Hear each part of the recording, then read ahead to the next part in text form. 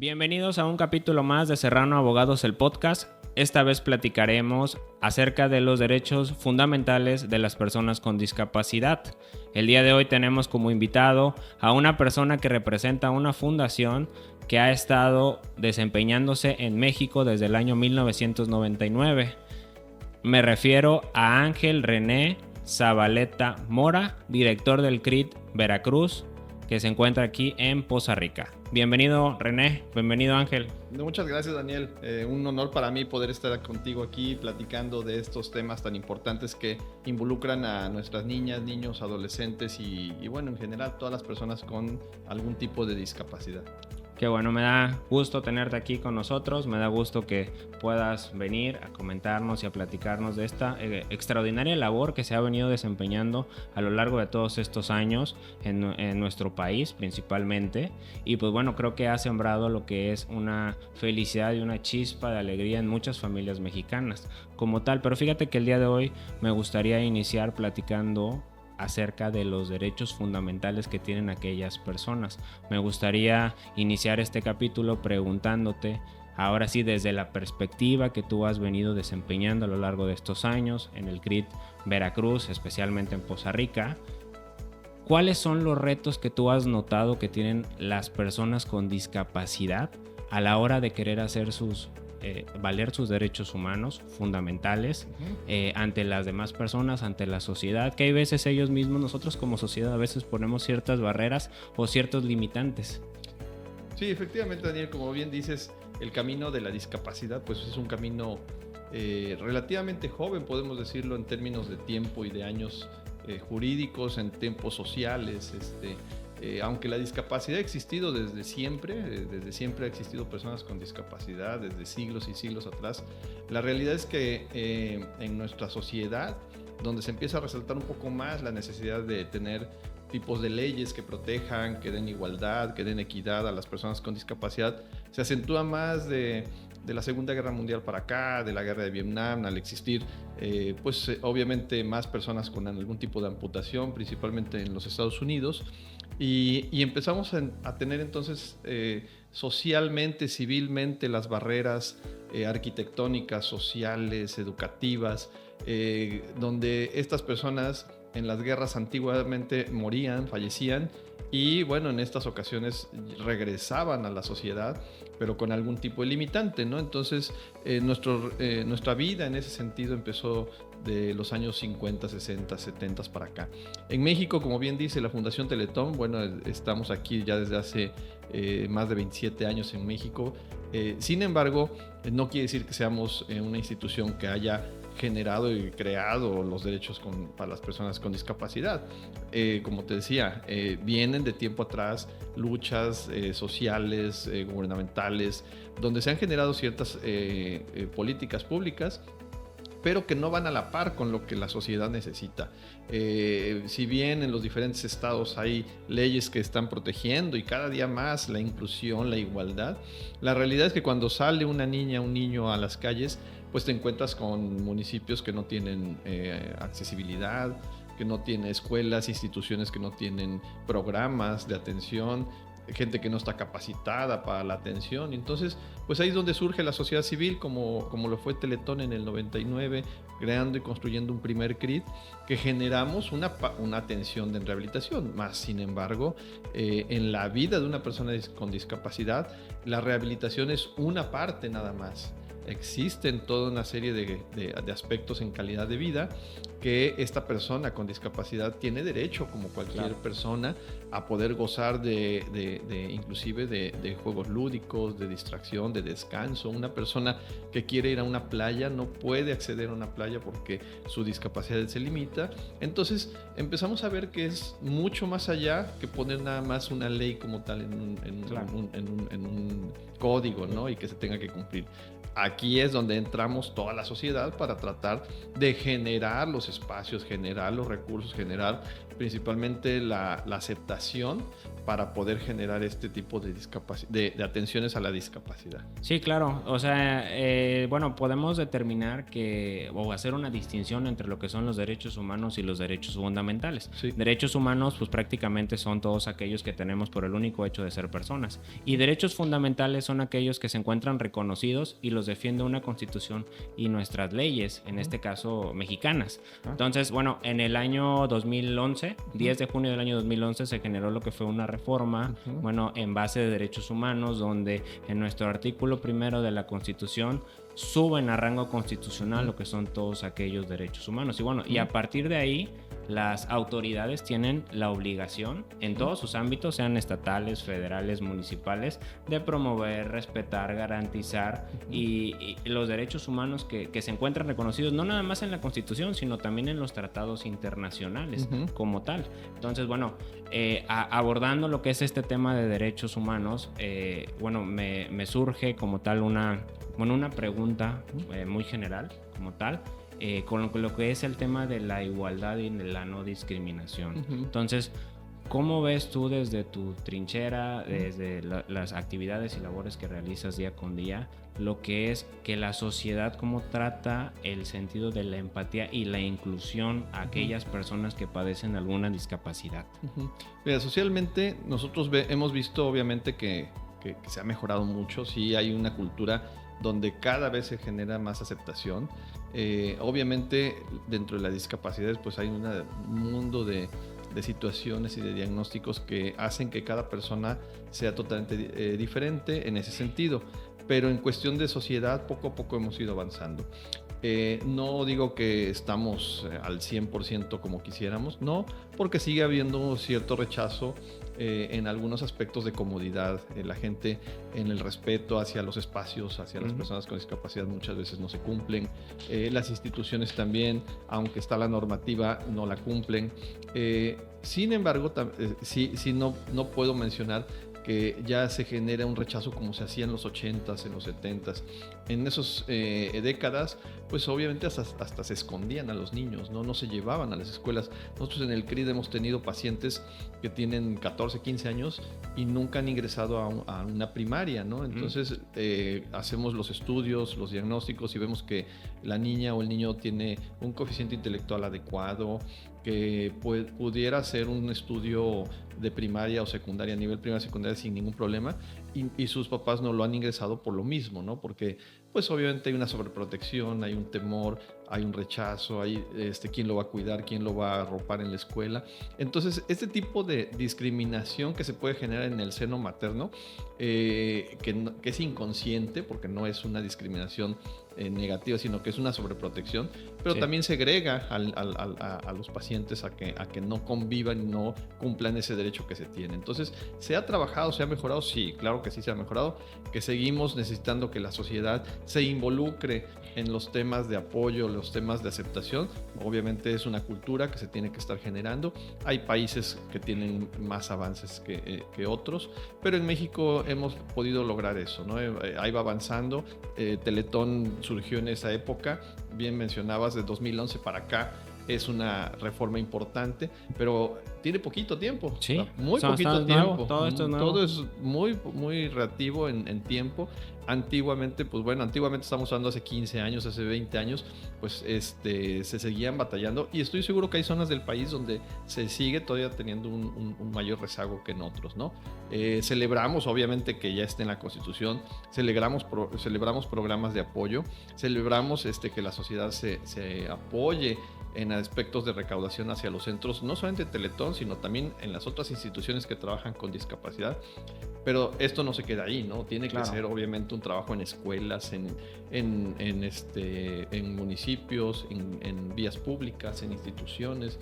Por ejemplo, en el aspecto electoral, tener unas casillas para las personas con discapacidad, ventanillas adaptadas, baños públicos adaptados, todo ese tipo de aspectos que generan un costo para el mismo gobierno, pero que si estamos hablando de igualdad se tienen que ir Claro, encaminando. y esa es prácticamente la empatía a la cual nos referimos. O sea, digo, tenemos que ser empáticos y tener lo que es el sentido de inclusión con todas las personas con discapacidad. Bueno, sales ahorita a un restaurante, sales a algún cine o algo y te das cuenta que existen ya estos espacios donde las personas pueden acceder. O sea, y eso es el tema como tal de la inclusión. O sea, yo en el caso personal te lo puedo decir, mi esposa y mi hija, bueno, han estado siendo parte de lo que es Teletón en este último año. ¿Por qué? Pues bueno, Michelle es el segundo año consecutivo que es la vocera estatal del boteo Teletón. Y mi hija actualmente, la mayor, está en el Club Amigos Teletón. O sea, y dentro de esas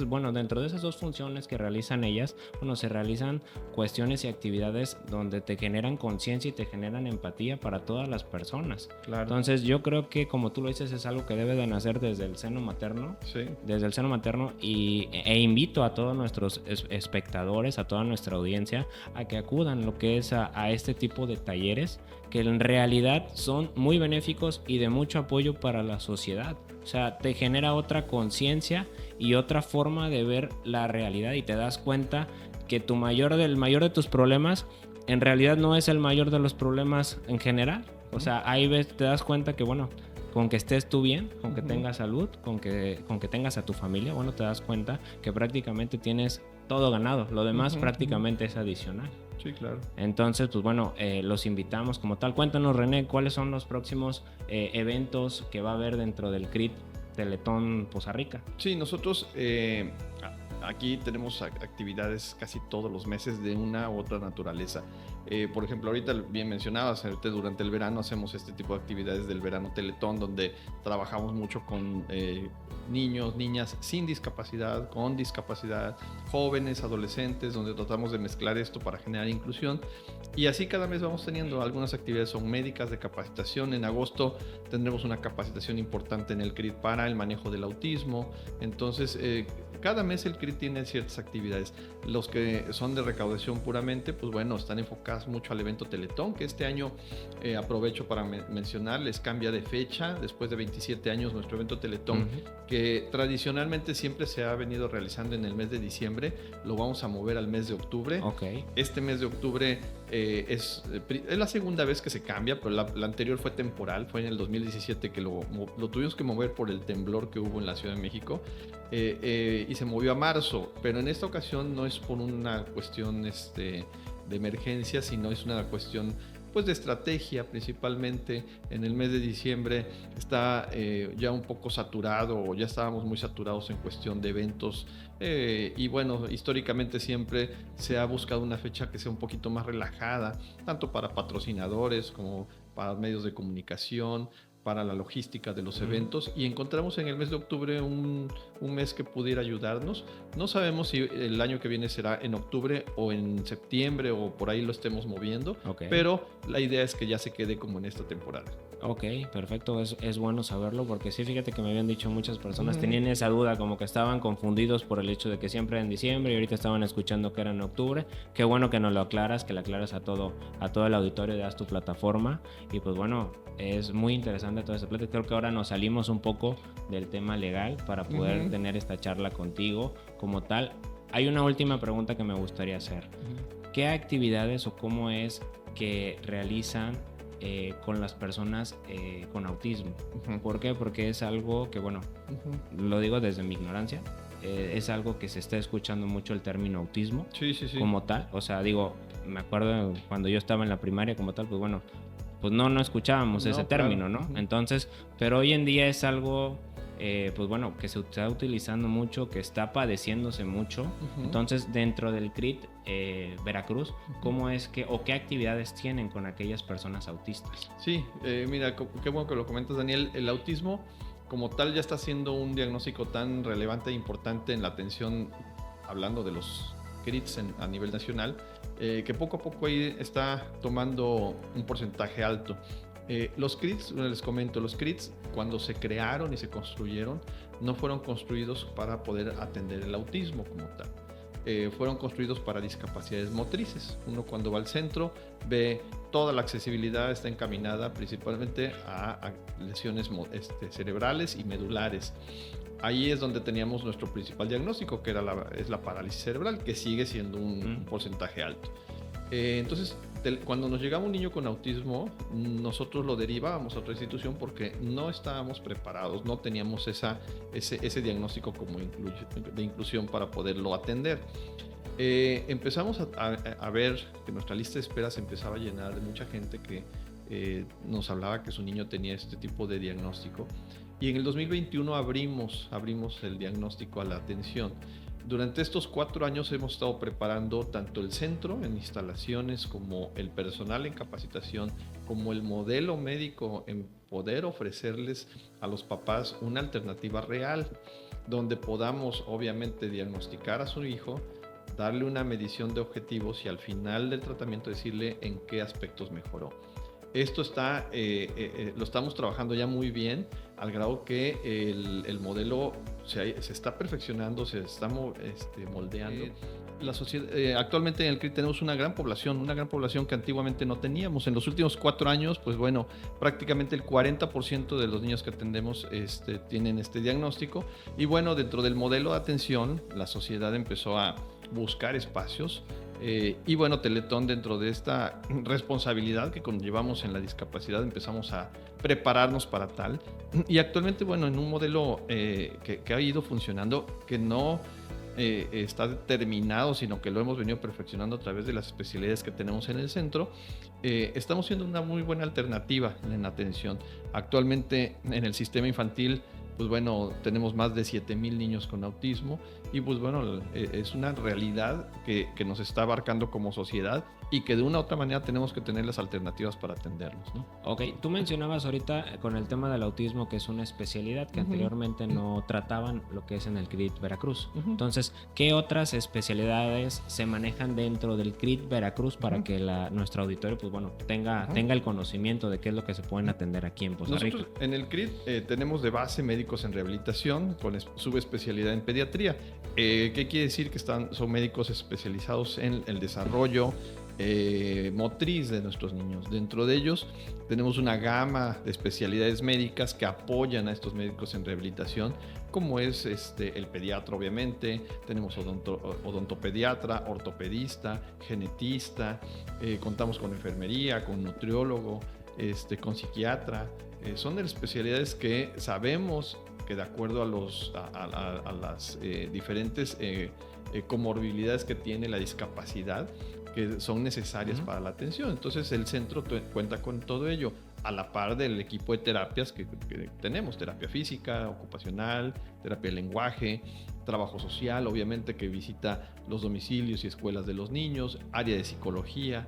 Y bueno, teníamos un esquema como muy marcado hacia la discapacidad motriz. Con el autismo, por ejemplo, hemos ido creciendo hacia psicología, preparar más a nuestras psicólogas del centro para tratar y tener más atención en las agendas a este tipo de diagnósticos. En un futuro esperamos contratar y ampliar nuestra área de psicología.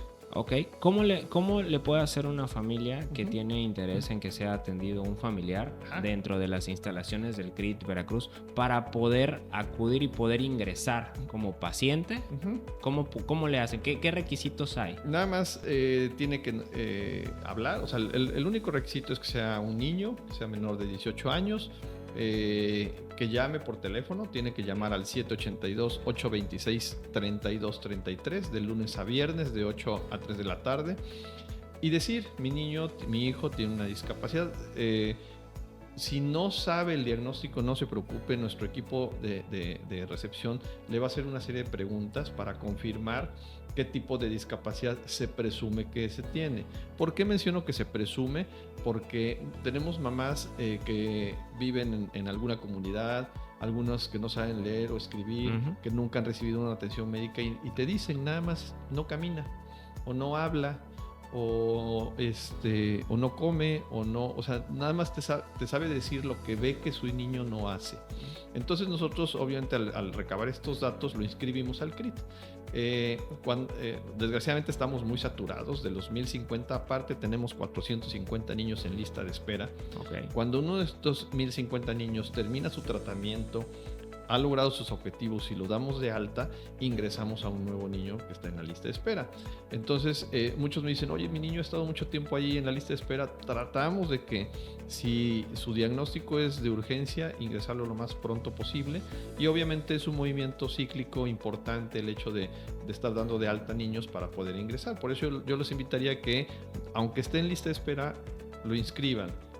Nada más les vamos a pedir datos de niño, o sea, nombre, su edad, síntomas, diagnóstico de su hijo, y lo vamos a inscribir. Ya cuando le vamos a después a dar una cita y ya un médico lo va a revisar. ¿Y son los mismos requisitos que te generan o que te piden para lo que es el CRI de cualquier estado de la República? Sí, es igual. El modelo que ven aquí en Veracruz, aquí en el municipio de Poza Rica, es similar en todos los demás centros del país. Es un mismo modelo que está enfocado obviamente a tener una continuidad. Inclusive tenemos gente o pacientes que están siendo pacientes aquí, pero nos los mandaron de otro CRIT, o nosotros hemos mandado a otros estados y les decimos, porque su papá lo movieron de trabajo, se fue a vivir a otra ciudad y ahí había CRIT, hacemos la transferencia y allá le van a continuar con el tratamiento que aquí le estábamos dando. ¿Cuántos CRIT hay ya en total ahorita en 2025 aperturados dentro de México? Miren, afortunadamente la Fundación Teletón ha contado con mucho apoyo social, mucha gente cada año nos ayuda y esto ha hecho que seamos el centro, la red de centros de rehabilitación más grande del mundo a nivel privado. Tenemos actualmente 27 centros de rehabilitación por todo el país. Prácticamente cubrimos desde Tijuana hasta el sur del país, hasta Chiapas, Quintana Roo, bueno, por todos lados tenemos centros. Aparte, tenemos un centro de autismo especializado en autismo que está en Ecatepec. Tenemos también una fábrica de pelucas oncológicas en Aguascalientes y contamos con un hospital en Querétaro de cáncer infantil. Bueno, todo esto hace una gama de atención importante a la discapacidad, principalmente a la niñez, que es donde está enfocado el sistema. Pero bueno, el sistema sigue creciendo. La intención es que cada año podamos construir todavía unos espacios más. Este año se pretende, no se pretende, ya se está construyendo y se va a inaugurar en octubre otro centro más en Los Cabos. Entonces, y estamos por anunciar en octubre si el año que viene se hará otro centro. La intención es que haya centros por todo el país, porque uno de los aspectos, y ahorita que platicamos hace ratito de los derechos de las personas con discapacidad y qué dificultades se encuentran, quizás uno de los, si los tuviera que enumerar, uno de los principales es el transporte. La movilidad es muy, muy complicada para una persona con una discapacidad. Aquí lo vivimos en Poza Rica. Un niño, cuando sale del CRID, trasladarse del CRID al centro de la ciudad es un tema. Sí, es muy complicado. Sí. Más allá, si vive en una comunidad de Papantla, de Espinal, de Coatzintla, de Cazones, que se empiezan a retirar un poquito más, pues es más y más complicado. Claro. Entonces, por eso la intención es tener más centros por todo el país. Ok, fíjate que es un tema que yo creo que podríamos llevarnos aquí todo el día platicándolo. Uh-huh. Bueno, es de suma importancia y de sumo interés todas estas labores que hacen dentro del CRID. Uh-huh. Ahorita dijiste, bueno, que van a aperturar lo que es un nuevo CRID en Los Cabos como tal, pero todo el resto del año, o sea, sabemos que el boteo es un día. Ajá. O sea, empieza una temporada. Lo que es el boteo empieza una temporada. Sí. Pero ¿cómo se financia lo que es el CRID a lo largo de todo el año? Uh-huh. O sea, todas las actividades que hacen dentro del CRID, todas las especialidades que brindan y todas las atenciones que dan. Esa es una pregunta muy, muy importante en el contexto de la recaudación, porque cada año nosotros pedimos dinero a través de las alcancías y a través del evento Teletón. Y mucha gente dice, es que Teletón logró la meta este año y con eso va a poder operar o funcionar los centros de rehabilitación. La realidad es que la discapacidad no es muy cara, es un tema, como no es una enfermedad, es una condición de vida. O sea, toda la vida el niño va a tener esa discapacidad y nosotros tenemos que tenerle las herramientas para que mejore esa calidad de vida. Por eso se vuelve un tema de nivel alto en gasto. Nosotros calculamos que un niño en un año, por su discapacidad, tiene un gasto de 50,000 pesos nada más en consultas médicas, ¿no? Entonces, eso es lo que el CRID absorbe para poder darle la atención a ese niño, ¿no? Ahora bien, el evento Teletón lo que recauda nos ayuda a construir centros de rehabilitación. El centro que tenemos aquí en Poza Rica está evaluado actualmente en 350 millones de pesos. O sea, eso es lo que costaría construirlo de nuevo. Y el evento Teletón recauda 410 millones. O sea, con lo que se recauda alcanza para construir, pero no para mantenerlo. La manutención, en lo que es la operación, en lo que es pagar obviamente sueldos, impuestos, insumos, servicios, obviamente pagar desde la luz, el gas, todo lo que implica, más los apoyos a las familias, pues obviamente van haciendo que cada CRIT tenga una necesidad. En nuestro caso como CRIT Veracruz, mantener cada año el centro como está tiene un costo de 50 millones de pesos. Y la pregunta es, ¿y cómo lo mantienen? ¿No? Claro, sí. Nosotros buscamos diferentes mecanismos y convenios para poder hacernos de recursos más allá de lo que es el boteo. Como les decía, el boteo sirve para construir un nuevo centro. Estos mecanismos son con convenios con gobiernos ya sea municipales, estatales o federales, o con alguna institución. Por ejemplo, nosotros actualmente tenemos un convenio con la Secretaría del Bienestar, la cual lanzó un programa desde el sexenio pasado, donde la Secretaría del Bienestar tiene un programa de atención a las personas con discapacidad enfocado en la rehabilitación. Nosotros como institución nos afiliamos a este programa y los pacientes se afilian.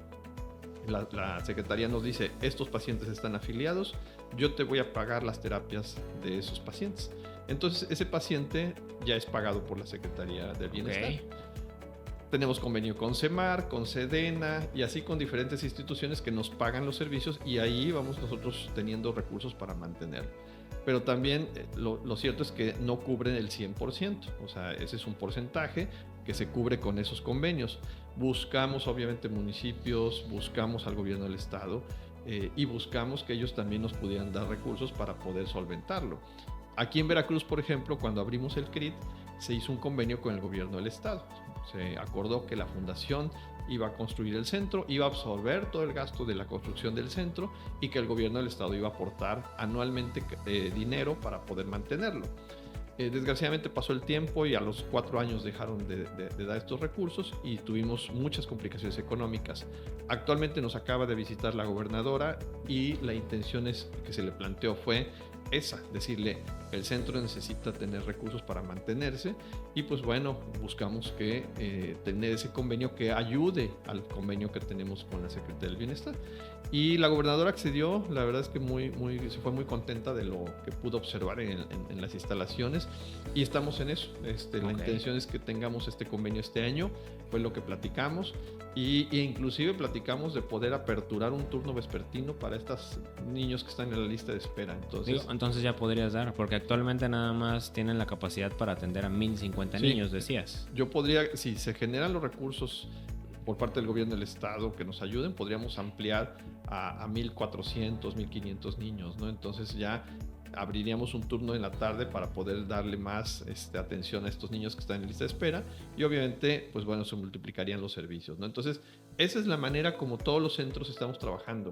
Cada estado con su CRIT, cada con sus convenios, tratando de que los CRIT sean autónomos en el mantenimiento y dejando esto para lo que es la construcción de nuevos centros. ¿Qué pasa cuando no se tienen, cuando un CRIT no puede llegar a su 100% de operación? Pues obviamente Teletón nos apoya con la recaudación. Por eso es importante y siempre lo hemos dicho que lo que se junta en los botes me lo asignan como presupuesto al CRIT, porque sabemos que tenemos esa necesidad, ¿no? Entonces, sí, claro. Por eso están foliados, todas las actividades están destinadas a lo que se recauda en Veracruz, me lo asignan a mí para poderlo utilizar. Excelente. Oye, pues recuérdanos cuándo va a ser el evento Teletón, el día sí, Teletón. Es 11 de octubre, el 11 de octubre es el evento Teletón.